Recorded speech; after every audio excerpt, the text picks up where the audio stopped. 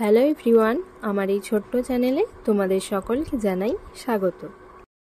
আজকের এই ভিডিওতে তোমাদের সঙ্গে শেয়ার করব ঘরোয়া পদ্ধতিতে বানানো ডিমের ডেভিলের রেসিপি। এমন একটা লোভনীয় স্বাদের রেসিপি খেতে চাইলে পুরো ভিডিওটা শেষ পর্যন্ত তোমরা অবশ্যই দেখতে থাকো।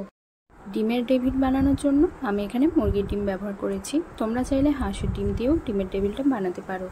আমি এখানে 3টে ডিমকে সেদ্ধ করার জন্য বসিয়ে দিয়েছি। যতক্ষণ ডিমগুলো সেদ্ধ করার জন্য বসিয়েছি ততক্ষণ ডিমের ডেভিলের জন্য একটা পুর বানিয়ে নেব। তার জন্য প্রথমেই গ্যাস ওভেনটাকে জ্বেলে নিয়ে তার মধ্যে একটা কড়া বসিয়ে দিয়েছি। এবার এর মধ্যে অল্প পরিমাণ সাদা তেল দিয়ে তার মধ্যে পেঁয়াজ কুচি দিয়ে হালকা করে একটু নাড়াচাড়া করে নিচ্ছি। পেঁয়াজ কুচিটা হালকা করে ভেজে নেওয়ার পরে এর মধ্যে দিয়ে দেবো আদা রসুনের পেস্ট। গ্যাস ওভেনটাকে লো টু মিডিয়াম ফ্লেম করে রেখে এই আদা রসুনের পেস্টটাকে পেঁয়াজ কুচির সাথে একটু হালকা করে ভেজে নিচ্ছি। পেঁয়াজ, আদা আর রসুন ভেজে নেওয়ার পরে এর মধ্যে এবার একে একে দিয়ে দেবো স্বাদ মতো লবণ, হলুদ গুঁড়ো, লাল লঙ্কা গুঁড়ো আর অল্প পরিমাণ জিরে গুঁড়ো। এরপর সমস্ত মশলাগুলোকে লো ফ্লেম করে ভেজে নেওয়ার পরে এর মধ্যে দিয়ে দেবো আগে থেকে সেদ্ধ করে রাখা ম্যাশ করা আলু। ম্যাশ করা আলুগুলোর সাথে সমস্ত মশলাগুলোকে এবার একটু নাড়াচাড়া করে নিচ্ছি। এরপর এর মধ্যে দিয়ে দেব গোলমরিচের গুঁড়ো। তারপর আমি এখানে একটা ভাজা মশলা অ্যাড করেছি, সেটার মধ্যে আছে তেজপাতা, শুকনো লঙ্কা, মৌরি আর গোটা ধনে হালকা একটু রোস্ট করে নিয়ে মিক্সার গ্রাইন্ডারের মধ্যে গুঁড়ো করে নিয়েছিলাম, সেই মশলাটাকে দিয়ে দিচ্ছি। সব শেষে ধনেপাতা কুচি ছড়িয়ে দিয়ে সমস্ত উপকরণগুলোকে আবারও একটু নাড়াচাড়া করে নিয়ে কড়া থেকে নামিয়ে নেব। এরপর কর্নফ্লাওয়ারের একটা কোটিং বানিয়ে নিচ্ছি। আর কোটিংটা বানানোর জন্য এখানে নিয়ে নিচ্ছি প্রায় 3 চামচ মতো কর্নফ্লাওয়ার আর পরিমাণ মতো জল। কর্নফ্লাওয়ারের এই কোটিংটা কিন্তু খুব বেশি ঘন বা খুব বেশি পাতলা করলে হবে না। তোমরা চাইলে এর মধ্যে ময়দা দিয়েও কোটিংটা বানাতে পারো, আর পরিমাণ মতো জল দিয়েই কোটিংটা বানাতে হবে। তারপর এর মধ্যে দিয়ে দেবো স্বাদ মতো লবণ। তারপরে আবারও একটু মিক্স করে নেব। সেদ্ধ করার জন্য যে ডিমগুলো বসিয়েছিলাম সেই ডিমগুলো সেদ্ধ হয়ে যাওয়ার পরে খোসা ছাড়িয়ে নিয়ে একটা ছুরির সাহায্যে সেদ্ধ করা ডিমগুলোকে এরকম 2 ভাগে ভাগ করে নিচ্ছি। 2 ভাগে ভাগ করা এই সেদ্ধ ডিমগুলোর উপরে এবার একটু লবণ আর গোলমরিচের গুঁড়ো ছড়িয়ে দিয়ে মাখিয়ে নেব।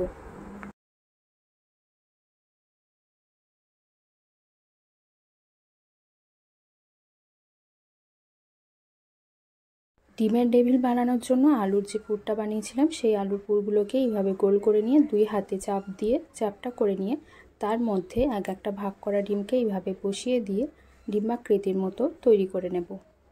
ঠিক এইভাবে, ঠিক একইভাবে প্রত্যেকটা তৈরি করে নেব।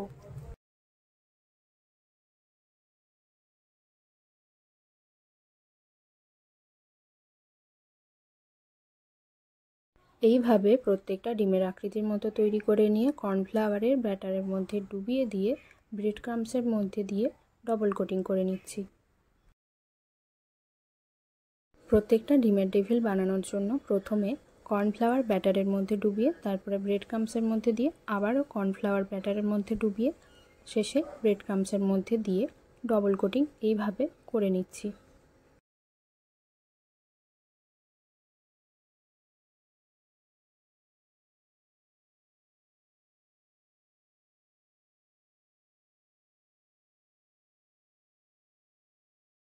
প্রত্যেকটা ডিমের ডেভিলকে একে একে এইভাবে ডবল কোটিং করে নেওয়ার পরে সাদা তেল দিয়ে ভেজে নেব।